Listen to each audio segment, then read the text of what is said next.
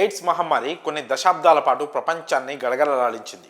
ఆ తర్వాత తగ్గుముఖం పట్టినప్పటికీ పూర్తిగా ఇప్పటికీ తన ఉనికి చాటుతూనే ఉంది. దీంతో ఎయిడ్స్ నిర్మూలన అవగాహన కోసం ప్రతి ఏటా డిసెంబర్ 1న ఎయిడ్స్ దినోత్సవాన్ని నిర్వహిస్తుంటారు. ప్రపంచవ్యాప్తంగా ఇప్పటికీ 3.8 కోట్లకు పైగా హెచ్ఐవి బాధితులు ఉన్నారని ప్రపంచ ఆరోగ్య సంస్థ అంచనా. మన దేశానికి వస్తే ఎయిడ్స్ రోగులు ఎక్కువగా ఉన్న రాష్ట్రాల జాబితాలో ఆంధ్రప్రదేశ్ 2వ స్థానంలో ఉంది. తాజాగా ఈ విషయాన్ని కేంద్ర ఆరోగ్య శాఖ సహాయ మంత్రి ప్రతాప్ రావ్ జాదవ్ లోక్సభలో చెప్పారు.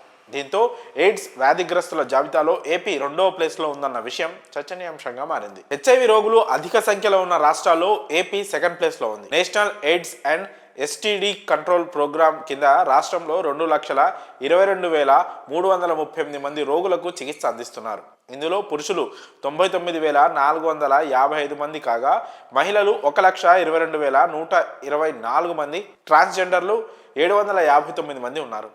2,39,797 మంది ఎయిడ్స్ రోగులతో మహారాష్ట్ర జాతీయ స్థాయిలో మొదటి స్థానంలో ఉంది. దేశవ్యాప్తంగా 16,88,925 మంది హెచ్ఐవి రోగులు కేంద్ర పథకం కింద చికిత్స పొందుతున్నారు. అందులో మహారాష్ట్ర, ఏపీల వాటా 27.36% ఉంది. ఇక తెలంగాణలో ఎయిడ్స్ బాధితుల సంఖ్య 1,03,000గా ఉంది. గడిచిన 4 ఏళ్లలో దేశంలో ఎయిడ్స్ రోగుల సంఖ్య కొంత పెరగడం ఆందోళన కలిగిస్తుంది. ఈ విషయాన్ని కేంద్ర వైద్యారోగ్య శాఖ మంత్రి అనుప్రియ పటేల్ లోక్సభలో ఓ ప్రశ్నకు సమాధానంగా చెప్పారు. 1981లో అమెరికాలోని ఓ వ్యక్తికి మొదటిసారిగా హెచ్ఐవి వ్యాధి లక్షణాలు బయటపడ్డాయి. ఈ వ్యాధిని కనిపెట్టడానికి కొంత సమయం పట్టినా కనిపెట్టాక ఈ సమస్య చాలా మందికి ఉందని తెలిసింది. ఆఫ్రికాలోని పేద దేశాల్లో ఎయిడ్స్ వ్యాధి కోట్ల మందిని బలితీసుకుంది. మరో ముఖ్య విషయం ఏంటంటే హెచ్ఐవి మొదటిసారిగా సోకిన వ్యక్తి ఓ వైద్యుడు కావడం గమనార్హం. అసురక్షిత శృంగారం, రక్త మార్పిడి, కలుషిత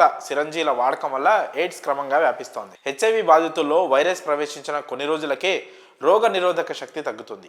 ఎయిడ్స్ విషయంలో భారత్లో పరిస్థితులు క్రమంగా మెరుగుపడుతున్నాయని వైద్య నిపుణులు చెబుతున్నారు. ట్రీట్మెంట్ సులభంగా లభించడం వల్ల దేశంలో ఎయిడ్స్ రోగుల పరిస్థితి మెరుగైందని, 2000వ సంవత్సరం నుంచి దేశంలో హెచ్ఐవి సోకిన రోగుల సంఖ్య తగ్గుతోందని అంటున్నారు. ఎయిడ్స్పై ప్రతి ఒక్కరూ అవగాహన పెంచుకోవాలని నిపుణులు సూచిస్తున్నారు.